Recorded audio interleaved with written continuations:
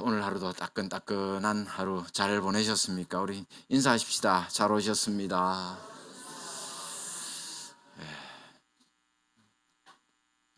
교회가 제일 좋죠. 예, 제일 시원하고 천당 밑에 분당이 아니고 천당 밑에 교회입니다. 예. 하나님께서는 하나님의 백성들이 말씀을 거역하고 범죄의 길로 갈 때에 선지자들을 보내셔 가지고 그들의 죄를 책망하십니다. 그래서 징계하기에 앞서서 먼저 말씀으로 책망하시고 그들이 돌이켜 회개할 수 있는 기회를 주시는 거예요. 그래서 하나님은 말라기 선지자를 통해서 이스라엘 백성들의 범죄를 책망하셨습니다. 하나님께 드리는 제사를 더럽히고 하나님의 성물을 더럽히고 하나님의 이름을 멸시했던 제사장들의 범죄를 책망하셨고, 그리고 하나님의 백성들이 하나님을 믿지 않는 이방 족속과 혼인하고 또 부당한 이혼을 일삼았던 그런 가증스러운 범죄들을 책망하셨습니다. 그리고 오늘 본문에서는 이스라엘 백성들이 말로써 행한 범죄에 대해서 책망하고 있습니다. 17절을 보세요. 너희가 말로 여호와를 괴롭게 하고도 이르기를 우리가 어떻게 여호와를 괴롭혀 드렸나이까 하는도다. 이는 너희가 말하기를 모든 악을 행하는 자는 여호와의 눈에 좋게 보이며 그에게 기쁨이 된다 하며 또 말하기를 정의의 하나님이 어디 계시냐 함이니라. 무슨 말입니까? 이스라엘 백성이 하나님께 대해서 좋지 않은 말을 했다, 그 말이에요. 악을 행하는 자들이 하나님의 눈에 오히려 좋게 보이고 하나님께 기쁨이 되고, 그러니까 바꿔 말하면 무슨 말입니까?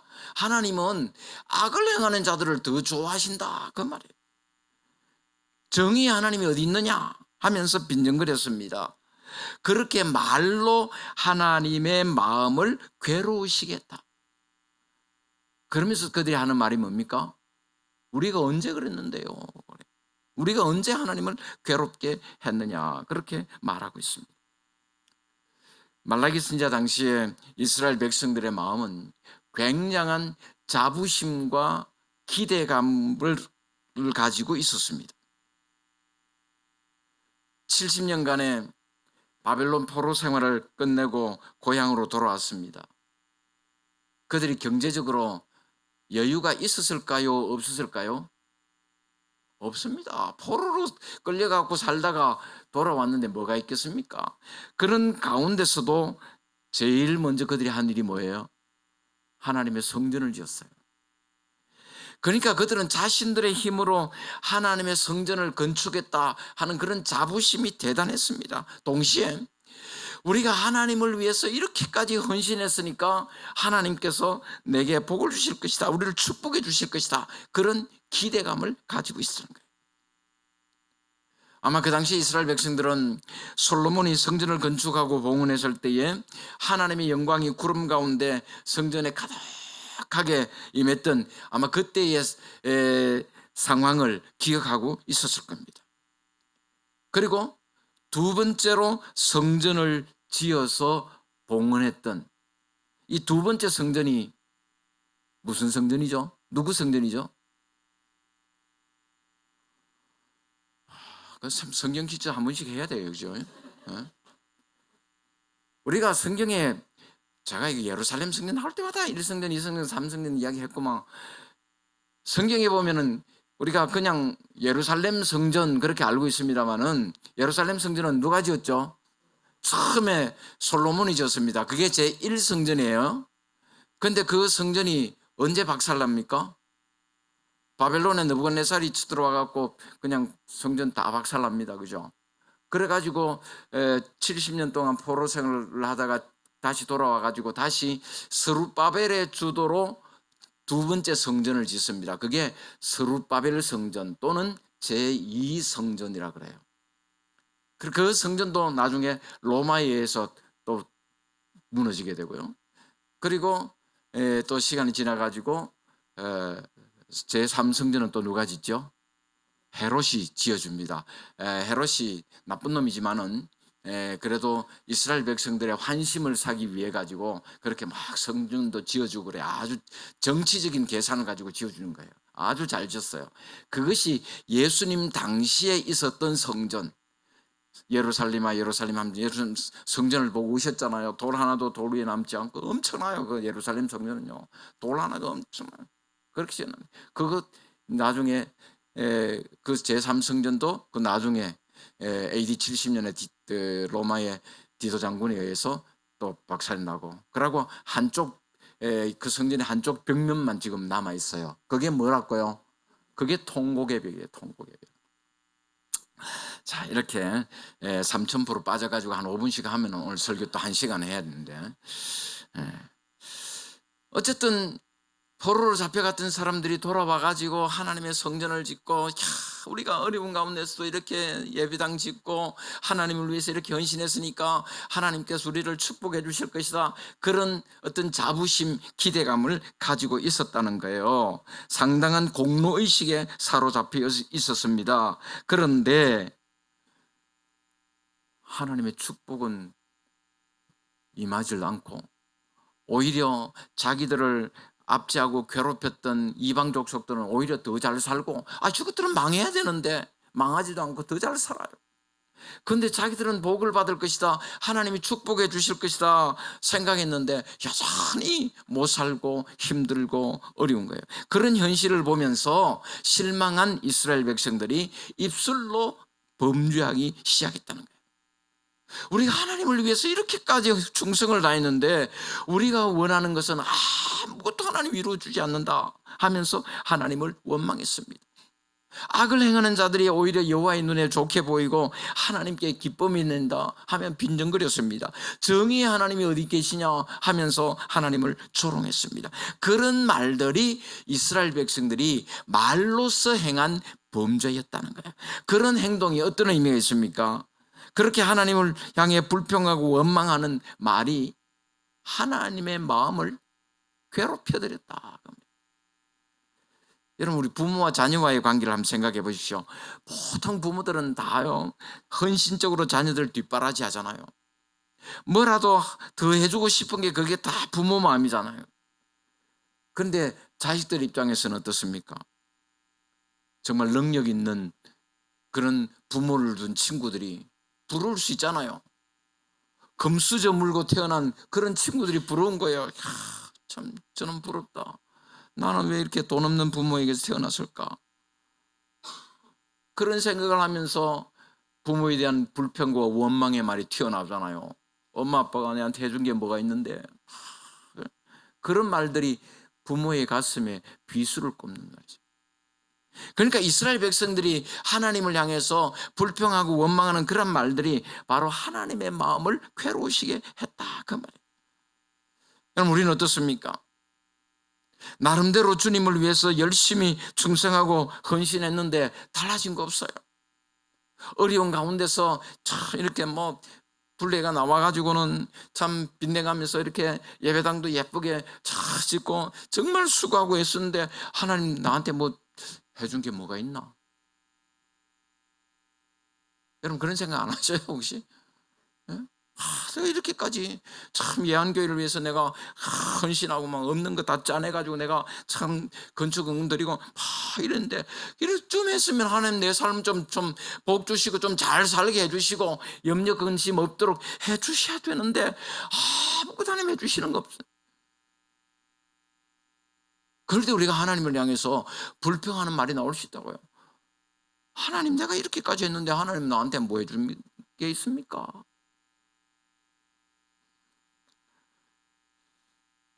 왜 하나님은 우리의 기도를 들어주시지 않습니까? 하나님 정말 살아계십니까? 그런데 성경은 우리가 하는 그런 말들이 하나님의 마음을 괴로우시게 했다, 그렇게 말씀하고 있는 거예요. 하나님을 가장 괴롭게 하는 것이 바로 그겁니다. 하나님의 섭리를 믿지 못하는 거예요. 하나님의 정의를 믿지 못하는 겁니다. 하나님의 뜻을 믿고 기다리지 못하고 단식하고 불평하고 원망하는 그런 우리의 말들이 하나님을 가장 괴롭게 하는 범죄 행위다, 성경은 가르쳐주고 있는 것입니다. 그러므로 우리는 하나님의 섭리를 믿어야 됩니다. 하나님을 향해 불평하거나 원망함으로써 입술로 범죄할 것이 아니라 하나님을 믿고 신뢰함으로 하나님의 때를 기다릴 수 있는 우리 모두가 될 수 있기를 주님의 이름으로 축복합니다. 그러나 이스라엘 백성들은 입술을 열어서 하나님을 원망함으로 범죄했습니다. 그렇게 그들이 하나님을 원망하고 불평하며 하나님을 조롱하고 있을 때 하나님께서는 말라기 선지자를 통해서 메시아를 보내주시겠다 약속하고 있습니다. 그런데 메시아를 보내시기 전에 사자를 먼저 보내셔서 주의 길을 준비하도록 하시겠다. 1절에 이렇게 말씀합니다. 만군의 여호와가 이르노라 보라 내가 내 사자를 보내리니 그가 내 앞에서 길을 준비할 것이요. 여기서 내 사자가 누굴까요? 예? 세례 요한을 말하는 거예요. 세례 요한의 임무는 우리가 잘 아는 것처럼 주님의 길을 준비하는 거죠. 그래서 세례 요한은 유대 광야에서 회개하라 천국이 가까웠느니라 외치면서 회개 운동을 전개했습니다.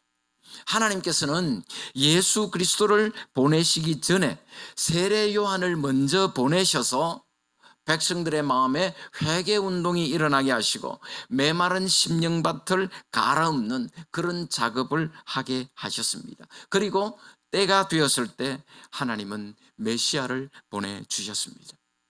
1절 하반절에 계속 말씀합니다. 또 너희가 구하는 바 주가 갑자기 그의 성전에 임하시리니 곧 너희가 사모하는 바 언약의 사자가 임하실 것이라. 여기서 주 또는 언약의 사자, 이 말은 메시아를 가리킵니다. 그리고 구한다, 사모한다 하는 말은 이스라엘 백성들이 메시아를 대망하고 있었다는 거예요. 그러니까 이스라엘 백성들이 그런 죄악 속에 살면서 고통 가운데 그렇게 살면서도 언젠가는 메시아가 오셔가지고 자기들을 구원해 주실 것이다 하는 그런 기대가 있었다는 거예요. 그래서 이스라엘 백성들은 늘 메시아가 오기를 기다리는. 그런데 문제는 뭐예요? 저 유대인들은요 아직도 기다리고 있어요. 이미 메시아가 2000년 전에 오셨고 우리를 위한 거 다 하셨고 이제 재림하시려고 하는데 아직도 유대교를 믿는 사람들은 아직도 메시아를 기다리고 있어요. 이 메시아 대망사상. 그런데 그 당시에 이스라엘 사람들이 메시아를 기다리는 그 메시아는 성경이 말씀하고 있는 그런 메시아가 아닙니다. 정치적인 메시아예요. 그러니까 자기들을 죄에서부터 건져 구원해 줄 그 메시아가 아니고 자기들을 로마 같은 그런 강력한 이방 나라의 압제로부터 구원해 줄 메시아, 그 메시아를 기다리고 있었습니다. 어쨌든 하나님께서는 때가 되었을 때에 메시아를 보내주셨습니다. 그러나 주님은 갑자기 성전에 임하신다 말씀. 생각지도 못한 때에 오신단 말입니다. 예수님께서 세상의 심판주로 오실 때는 전혀 예상치 못한 때에 갑자기 오신다 그 말이에요. 예수님의 초림과 재림, 그러니까 2000년 전에 이 세상에 오신 예수님은 초림하신 예수님, 다시 오실 예수님은 재림하실 예수님이잖아요. 그죠? 예수님의 초림과 재림의 상황을 포괄적으로 함께 언급하고 있는 그런 말씀으로 볼 수가 있습니다. 그리고 그의 성전에 임하신다. 이 말은 메시아로서의 예수님의 사역이 성전을 중심으로 하는 대제사장의 역할이다. 그 말이에요. 여러분 제사장이 뭐 하는 사람입니까? 제사장의 역할은 백성들의 죄 문제를 가지고 하나님 앞에 나가서 백성들을 대신하여 제사를 드림으로 하나님과 사람 사이를 화해시키는 중재자의 역할, 그게 제사장의 역할입니다. 그래서 예수님은 하나님과 사람 사이의 중보자가 되시는 참된 제사장으로 이 세상에 오신 것입니다. 그러면 이 세상에 오신 메시아가 하는 일은 무엇일까요? 한마디로 예수님께서 오셔서 하시는 사역은 깨끗하게 하시는 일이에요. 우리 2절 3절 말씀, 2절 3절 같이 보겠습니다. 그가 임하시는 날을 누가 능히 당하며 그가 나타나는 때에 누가 능히 서리요. 그는 금을 연단하는 자의 불과 표백하는 자의 재물과 같을 것이라. 그가 은을 연단하여 깨끗하게 하는 자 같이 앉아서 레위 자손을 깨끗하게 하되 금, 은 같이 그들을 연단하리니 그들이 공의로운 재물을 나 여호와께 바칠 것이라. 이스라엘 백성들은 메시아 대망 사성을 갖고 있다 그랬잖아요.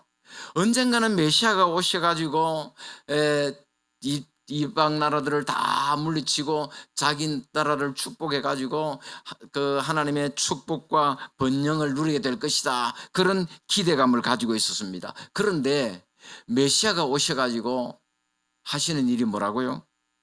축복과 번영이 아니라 깨끗하게 하시겠다. 그러니까 주님께서 하시는 일은 우리를 복주고 잘 살게 해주고 막 남들보다 뭔가 잘 되도록 해주는 그 일이 아니라 우리를 깨끗하게 하시는, 우리를 정결하게 하시는 그 일이 주님께서 하시는 일이라는 거예요. 온갖 더럽고 추악한 범죄 행위들을 정화시키는 일, 그것이 주님께서 하시는 일입니다.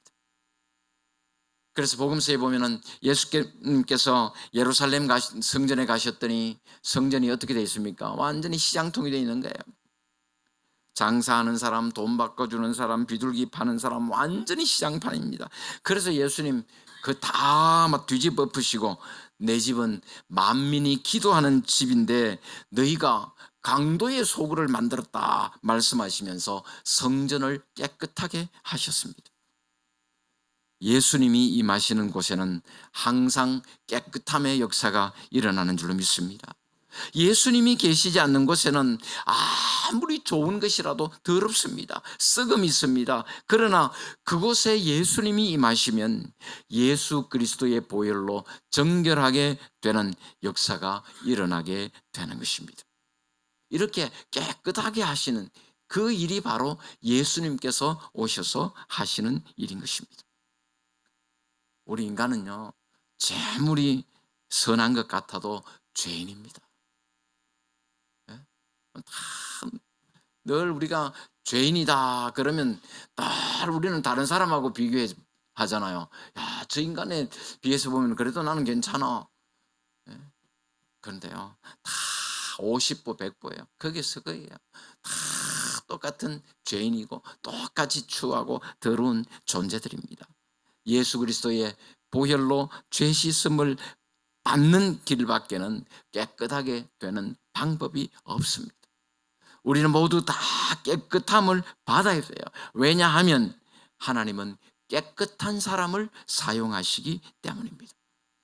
디모데후서 2장 20절 21절에 이렇게 말씀합니다.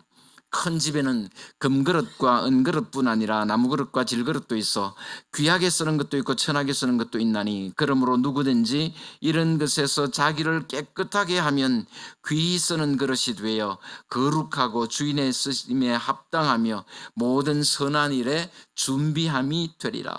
주님께서 하시는 일은 뭐라고요? 우리를 깨끗하게 하시는, 주님께서는 우리를 깨끗하게 하셔서 하나님이 쓰시기에 합당한 그릇으로 만드십니다. 주님의 일을 위해서 준비하게 하시는 겁니다. 그 일이 바로 주님께서 오셔서 하시는 일입니다. 그럼 주님께서 우리를 깨끗하게 하는 방법은 뭐예요? 어떻게 하셔요? 보니까 불로 연단한다. 불로. 금과 은이 불 속에 들어가서 재련의 과정을 거쳐서 불순물이 다 제거되고 보다 정결한 금과 은이 되어 나오듯이 하나님의 백성들은 시련과 연단의 과정을 통해서 더 성숙한 신앙인으로 세워져 가게 되는 것입니다. 간혹 보면요, 복이 되지 않는 그런 경우들이 있습니다. 참 보면 야, 저 사람은 참 복을 많이 받았다. 예? 남부럽지 않게 살아요. 돈도 많어. 그런데 그것이 오히려 재앙이 되는 경우가 있습니다. 정말 신앙이 좋은 사람이었는데 손에 돈을 쥐니까 방탕한 생활에 빠지게 되고, 세상의 명예와 권세를 쥐니까 교만하게 되고, 그런 경우 우리가 얼마나 많이 봅니까? 그런데 고난당하는 성도는요, 오히려 더 성숙해져요. 많은 고난과 시련을 당하지만 결국 시간이 지나고 나서 보면은 고난을 당한 성도 중에 손해보는 사람 아무도 없어요. 고난을 통해서 더 성숙한 신앙인으로 변화가 되는 것입니다. 그래서 시편 기자는 고난당한 것이 자기에게 유익이다, 그렇게 고백하고 있는 것입니다.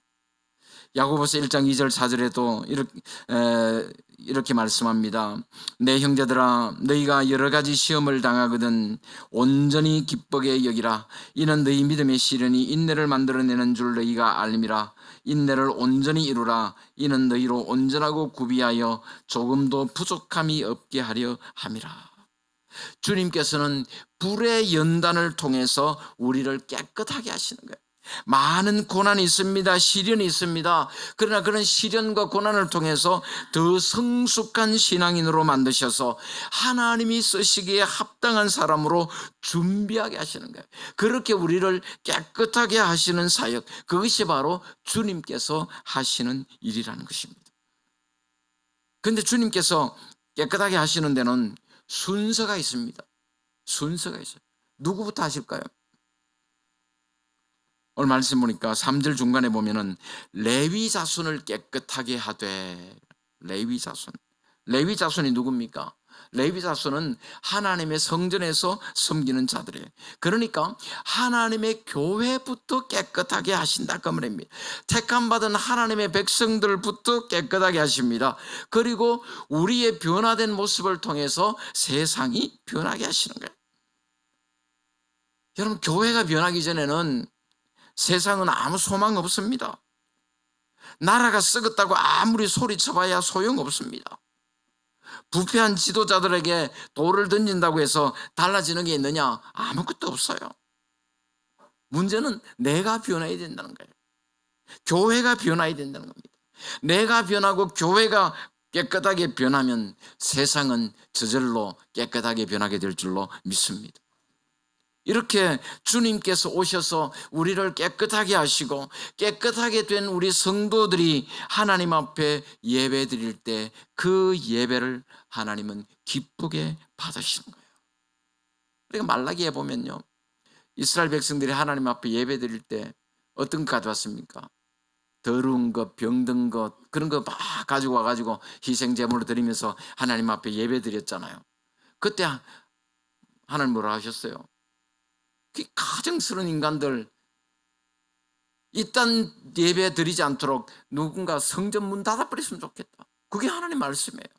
그런 가증스러운 예배, 거짓된 예배 하나님 안 받으시겠다는 말입니다. 그러나 우리가 하나님 앞에서 깨끗하게 되고 정결하게 되어서 하나님 앞에 예배 드릴 때 그 예배를 하나님은 기쁘게 받으시는 것입니다.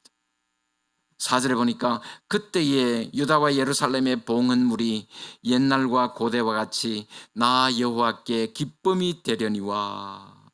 하나님은 부패하고 타락한 백성들이 드리는 가증스러운 제사를 받지 아니하시겠다 하셨습니다. 그러나 우리 자신을 깨끗하게 하고 영과 진리로 하나님께 예배할 때에 옛날 모세 시대에 다윗 시대에 드렸던 제사처럼 하나님께서 기쁘게 받으시는 거룩한 산 제사가 되는 줄로 믿습니다.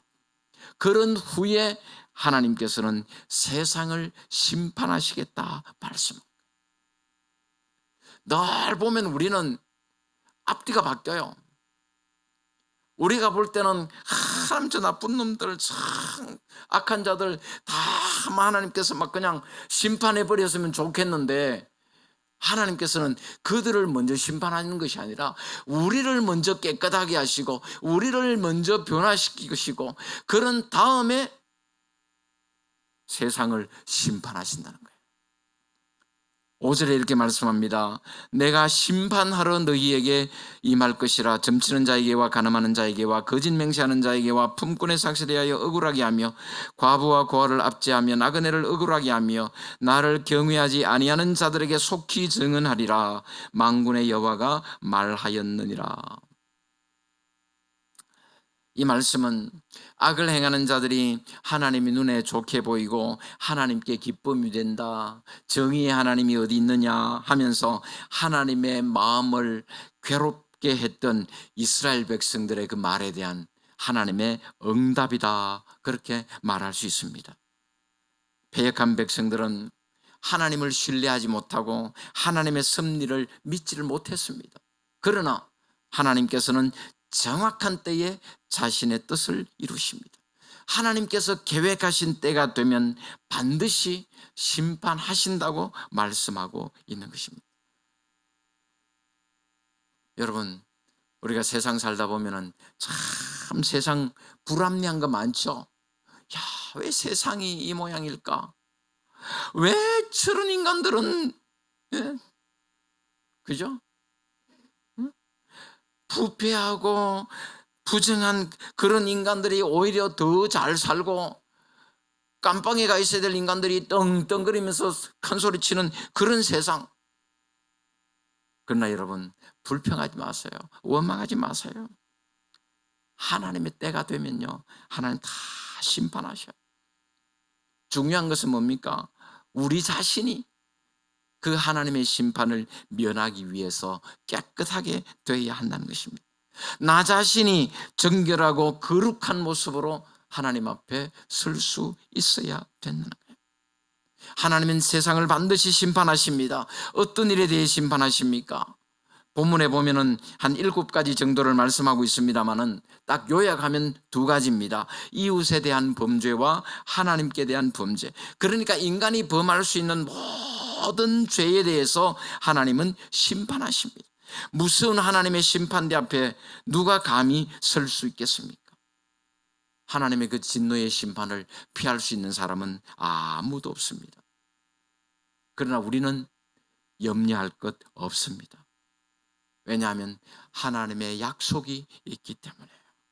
6절 우리 말씀 같이 보겠습니다. 6절입니다. 나 여호와는 변하지 아니하나니 그러므로 야곱의 자손들아 너희가 소멸되지 아니하느니라. 하나님의 불변성, 우리 하나님 결코 변하지 않으신다. 우리 인간들은 얼마나 자주 변합니까? 조석으로 변합니다. 하루에도 12번 더 마음이 더 바뀝니다. 그게 인간의 마음입니다. 그러나 하나님은 절대로 변함이 없습니다. 어제나 오늘이나 영원토록 동일하신 하나님이십니다. 그러므로 하나님은 끝까지 우리의 구원을 이루어 주시는 줄로 믿습니다. 이 말씀이 신학적으로 성도의 뭐라 그랬죠? 성도의 끌고 가는 거, 견인. 견인. 하나님께서 계획하신 것은 우리가, 여러분 그 도살장으로 끌려가는 그 가축들, 그죠? 뭐 소나 뭐 돼지나 뭐 이렇게 결국은 다 키워가지고 다 도축장으로 갑니까? 지 끌려가기 싫다고 아무리 뻗대고 그 뭐 발부등 쳐봐야 결국은 끌려갑니까? 안 끌려갑니까? 결국은 끌려가잖아요. 안 끌려가고 뻗대고 해봐야 지만 더 아픈 거야. 더 힘든 거예요. 하나님, 우리를 향하신 계획이 있으시고 하나님은 그 계획대로 우리를 끌고 가셔요. 근데 그게 안 끌려가려고 뻗대봐야 고생하는 건 누구예요? 하나님께서는 택한 백성들 버리지 아니하시고 영원토록 보존하시고 하나님의 궁극적인 구원의 은혜를 주시겠다 하는 그런 하나님의 약속의 말씀입니다. 우리 사람은 누구나 실수합니다. 넘어집니다. 범죄합니다. 그러나 우리가 실수했다고 해서, 범죄했다고 해서, 넘어졌다고 해서 하나님 우리 버리지 않습니다. 여러분, 아들이 뭐 한 게 잘못했다고 해서 너는 오늘부터 내 자식 아니야? 나가라. 그런 부모 있나요? 물론 화나면 야단도 치고 두드려 패기도 하겠죠. 그래도 그 자식을 품고 기도하고 그 자식을 바른 길로 인도해 가리는 게 부모 아닙니까? 우리 하나님께서 우리를 향하신 그런 계획을 가지시고 우리가 실수하고 넘어져도 그래서 우리를 끌고 우리 하나님께서 원하시는 뜻을 이루러 가신다는 거예요. 시편 37편 24절에 말씀합니다. 그는 넘어지나 아주 엎드러지지 아니함은 여호와께서 그의 손으로 붙드심이로다.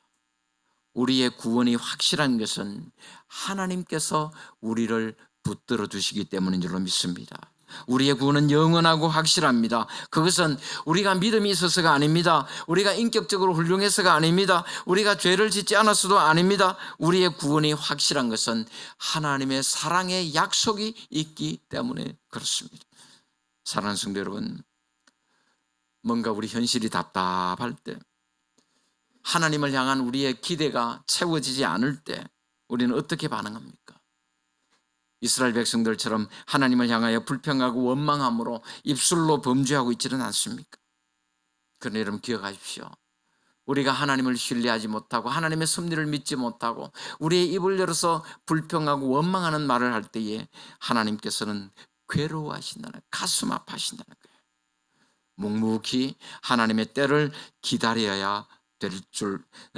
수 있어야 됩니다. 우리를 깨끗하게 하실 주님은 반드시 오십니다. 그러므로 중요한 것은 나 자신이 거룩하게 되는 거예요. 나 자신이 깨끗하게 되는 겁니다. 나 자신이 거룩한 모습으로 하나님 앞에 설 수 있어야 되는 것입니다.